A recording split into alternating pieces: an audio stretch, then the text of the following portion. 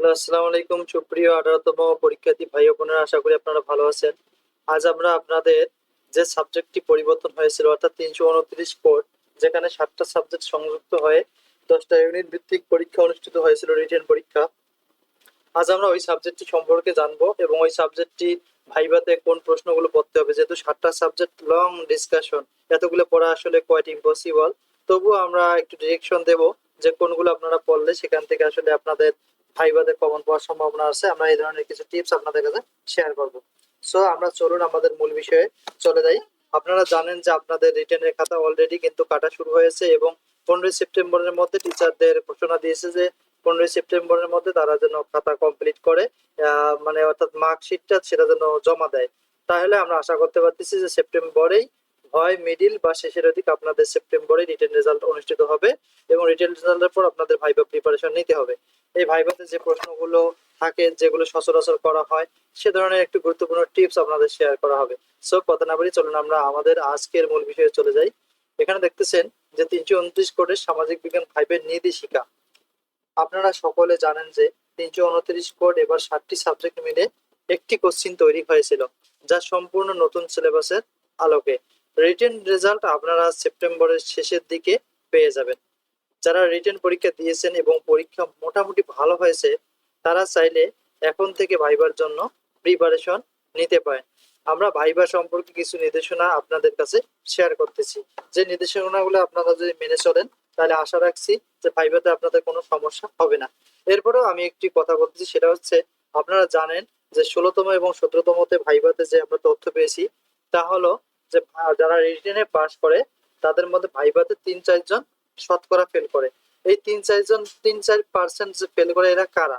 এরা মূলত দেখবেন যে অনেকজন ভাইবা দেয় না, আবার দেখবেন যে অনেকজনের সার্টিফিকেটে প্রবলেম থাকে, এই ধরনের, অথবা অনেকজন আছে পরীক্ষকের সাথে খারাপ আচরণ করে। এজন্য আসলে অনেকজন কিন্তু, বা যে কয়েকজন ফেল করে, এটি হচ্ছে মূলত মূল কারণ। তাছাড়া আপনারা যদি ডিরেকশন মেনে পরীক্ষা সেন্টারে উপস্থিত হন, সবকিছু ঠিক থাকে, দুই একটি প্রশ্ন, স্বাভাবিক প্রশ্ন পেলেই কিন্তু আপনারা ভাইভাতে পাস করবেন। সো ভাইভা নিয়ে এত টেনশনের কোনো প্রয়োজন নেই। আশা রাখছি আপনারা অবশ্যই ভাইভাতে পাস করবেন এবং ভাইভাতে পাস করার জন্য যতগুলো টিপস, যতগুলো বিষয় আপনাদের জানা দরকার, আমরা সবগুলো এই চ্যানেলে ইনশাল্লাহ প্রকাশ করে থাকবো। প্রথমত আপনাদের কি করতে হবে? প্রথমত আপনারা যারা এখন থেকে ভাইভা প্রস্তুতি নিতে চাচ্ছেন, তারা চাইলে আমাদের নির্দেশনা অনুযায়ী এগিয়ে যেতে পারেন। কি কি কাজ করতে হবে? যেহেতু আপনাদের, আমি এই সাবজেক্টটা সম্পর্কে একটু বেশি বলতেছি এই কারণে যে এখানে আসলে একটু জটিলতা রয়েছে। যে আমরা জানছিলাম নিবন্ধন পরীক্ষার মধ্যে যে সাবজেক্ট, যার যে সাবজেক্ট থাকে, সেই সাবজেক্ট থেকে 80% ভাইভাতে প্রশ্ন করা হয়ে থাকে। কিন্তু যেহেতু এখানে দেখা যাচ্ছে যে 7টা সাবজেক্ট মিলে একটা কোশ্চিন হয়েছিল, 7টা সাবজেক্ট তো আর কোনো স্টুডেন্টের পড়া সম্ভব না ভাইবার জন্য। তাই আপনারা যে সাবজেক্ট থেকে অনার্স বা ডিগ্রি করেছেন, আপনারা চাইলে সেই সাবজেক্টটি ভালোভাবে পড়তে পারেন এবং ওই সাবজেক্টের উপর বেশি গুরুত্ব দিবেন।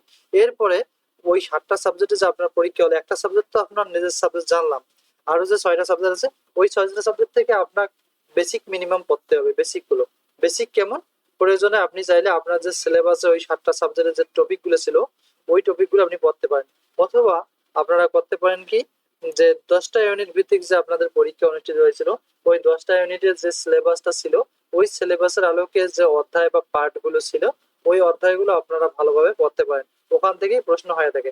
আপনাকে যে শুধু এমসিকিউ বা এক কথায় প্রশ্ন ধরবে এমনটা না, আপনাকে সংক্ষিপ্ত প্রশ্নও ধরতে পারে, বা যে কোনো কিছুর বর্ণনা আপনার কাছ থেকে জানতে যেতে পারে। এমনও বলতে পারে যে তুমি সমাজবিজ্ঞানী, একজন সমাজবিজ্ঞানী হিসেবে ইবনে খালদুনের অবদান বর্ণনা করো, এ ধরনের আপনাকে প্রশ্ন করতে পারে। বা বলতে পারে এরকম করি যে প্লেটো সম্পর্কে যা জানো লেখো, প্লেটোর শিক্ষা ব্যবস্থা সম্পর্কে একটু বলো। এরকম কিছু প্রশ্ন আপনাকে করতে পারে। আপনাকে যে এক কথায় উত্তর দিতে হবে বা এক কথায় উত্তর করতে হবে, এ ধরনের প্রশ্ন যে আপনাকে করবে, এটা কিন্তু নয়। আপনাকে যে কোনো টাইপের প্রশ্ন করতে পারে। আপনারা জানেন যে ভাইভা মানে আনলিমিটেড, যেখানে আপনি ছোট থেকে বড় হওয়া পর্যন্ত যা অর্জন করেছেন, তার সবটুকুই মূলত ভাইভাতে শেয়ার করতে হয়। যেহেতু 7 সাবজেক্ট মিলে রিটেন পরীক্ষা হয়েছে, তাই ভাইভাতেও 7 সাবজেক্ট সম্পর্কে ধারণা নিতে হবে। কিন্তু সর্বপ্রথম আপনার নিজের সাবজেক্টকে প্রাধান্য দিতে হবে। অর্থাৎ আপনি ওই 7 সাবজেক্টের যে সাবজেক্ট নিয়ে অনার্স বা ডিগ্রি করেছেন, সেই সাবজেক্ট ভালোভাবে পড়তে হবে। তারপরে অনার্স বা ডিগ্রিতে আপনার যেটা মেইন সাবজেক্ট ছিল সেই সাবজেক্টটা আপনাকে বেশি করে পড়তে হবে। সাপোজ মনে করেন আপনি একজন ইতিহাসের স্টুডেন্ট, তাহলে আপনার ইতিহাস সাবজেক্টটা ভালো করে পড়তে হবে। এর পাশাপাশি আপনারা যার যে 7 সাবজেক্টের পরীক্ষা দিয়েছেন ওই 7 সাবজেক্ট বেসিক গুলো পড়তে হবে, যেগুলো না পড়লে নয়। তবে আপনারা রিটেন সিলেবাস ফলো করে সেখান থেকে শর্ট প্রশ্নগুলো পড়তে পারেন। মনে রাখবেন, নিজের সাবজেক্ট থেকে বেশি প্রশ্ন পরীক্ষায় ধরা হয়। তার মানে আপনার নিজস্ব সাবজেক্ট থেকে কিন্তু 80% প্রশ্ন করা হয়, আর 20% প্রশ্ন এক্সট্রা বা এক্সট্রা অন্য কোথাও থেকে, যেগুলো কমনের মধ্যে থাকে এ ধরনের আর কি কিছু প্রশ্ন আপনাদের করা হয়। দেখেন এখানে আমরা একটা ডায়াগ্রাম দিছি, যেখানে হচ্ছে নিজ সাবজেক্ট থেকে 80%, আর 7 সাবজেক্ট থেকে 10%।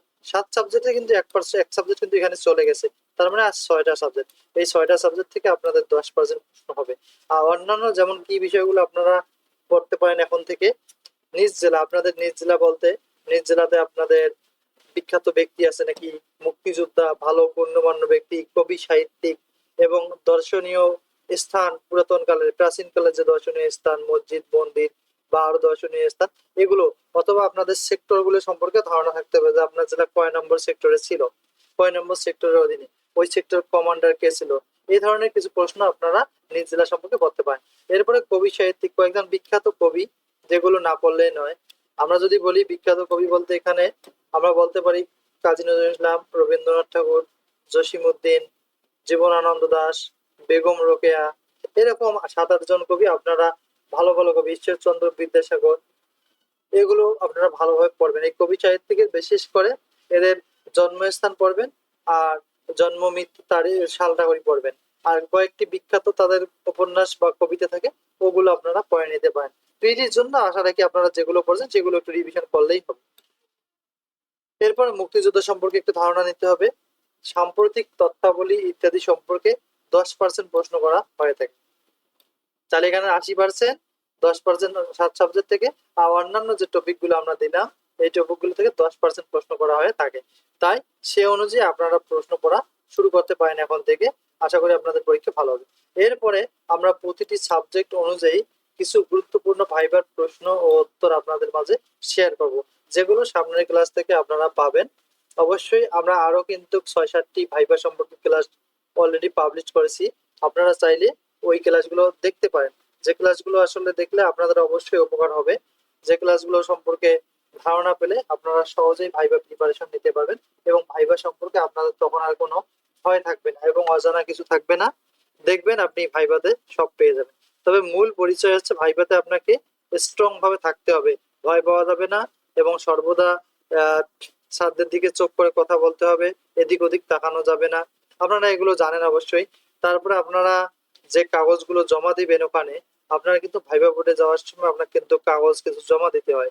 ওই কাগজগুলো জমা দেওয়ার সময় আপনারা লক্ষ্য করবেন যে আপনারা কয়টি সাবজেক্ট কাগজ জমা দিলেন।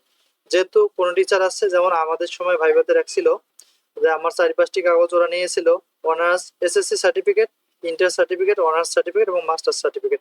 এই 4টি কাগজ ওনারা নিয়েছিল, এর সাথে আমার ভোটার আইডি কার্ডটা, মূল কার্ডটা নিয়েছিল। নিয়ে ওনারা দেখা শুরু করছে এবং মনে করেন যে টেবিলের চারিদিকে রাখছে, এদিকে একটা রাখছে, ওইদিকে একটা রাখছে, এভাবে। যখন আমার ভাইবা শেষ হলো, প্রশ্ন করা আমাকে শেষ হলো, তখন আমি যখন বাইরে হবো তখন তো আমি কাগজ নিয়ে বাইরে হবো, কিন্তু কাগজগুলো নেওয়ার সময় দেখি আমার এদিকে একটা কাগজ, ওইদিকে একটা কাগজ। পরে আমি কি করলাম, আমি তখন তাৎক্ষণিকভাবে উপস্থিত বুদ্ধিতে ভাবলাম যে আমি কয়টি কাগজ দিয়েছি। তখন আমার মনে হলো যে আমি 5টি কাগজ দিয়েছি। তখন আমি সুন্দরভাবে আমি বুঝলাম যে 5টি কাগজ কোথায় কোথায় আছে। সাথে তো আসলে বলা যাবে না যে আসলে আপনারা কোথায় কাগজ এভাবে রাখছেন, এই ধরনের কথা তো তাদের বলা যাবে না। স্যারেরা কিন্তু এভাবেও আপনাদের পরীক্ষা করতে পারে। তাই আমি এদিকে একটা কাগজ পাইলাম, ওইদিকে পাইলাম, এরকম করে 5 জায়গার থেকে আমি 5টা কাগজ সংগ্রহ করে আনলাম। আনার পর সবগুলো কাগজ নেওয়ার পর আমি সালাম দিয়ে রুম থেকে বের হলাম। এরকম ভাবে আপনারাও লক্ষ্য রাখবেন। আসলে ওনারা আসলে ভাইবাটা যে খালি প্রশ্নের উপর হবে তা নয়, আপনাকে বিভিন্ন দিক থেকে ওরা পরীক্ষা নিরীক্ষা করবে যে আপনি একজন টিচার হওয়ার যোগ্য কিনা, আপনি স্যারের সঙ্গে ভালো আচরণ করতেছেন কিনা, কথা বলার সময় আপনি এদিক ওদিক তাকাচ্ছেন কিনা, আপনার মনোযোগ কোন দিকে, এ ধরনের কিছু আপনাকে ভাবতে মানে পরীক্ষা করবে। তাই আপনাকে অল দিক দিয়ে ভালোভাবে যেতে হবে, এবং মোটামুটি সবকিছু জানার পর আপনি ভাইবা সেন্টারে প্রবেশ করবেন। দেখবেন যে আপনার আর কোনো প্রবলেম হবে না, আপনি খুব সুন্দরভাবে ভাইবাটি দিতে পারবেন। তো আশা রাখছি আমাদের ক্লাসগুলো আপনাদের ভালো লাগতেছে। আমরা সামনে আরো গুরুত্বপূর্ণ কিছু ভাইবা যেগুলো আমাদের বন্ধুরা দিয়েছিল তাদের কাছ থেকে তথ্যগুলো শেয়ার করে আপনাদের কাছে শেয়ার করবো ইনশাল্লাহ। তা যারা আমাদের চ্যানেলটি সাবস্ক্রাইব করেছেন তাদেরকে অসংখ্য ধন্যবাদ। আর যারা এখনো সাবস্ক্রাইব করেনি তারা সাবস্ক্রাইব করে পাশে থাকতে পারেন। সামনে আমরা ভাইবা সম্পর্কে আরো গুরুত্বপূর্ণ টিপস এবং ট্রিক্স আপনাদের কাছে শেয়ার করব। এর পাশাপাশি আমরা 19তম নিবন্ধনের প্রিলিমিনারি পরীক্ষার মডেল টেস্ট প্রচার করব। So thank you for watching this video.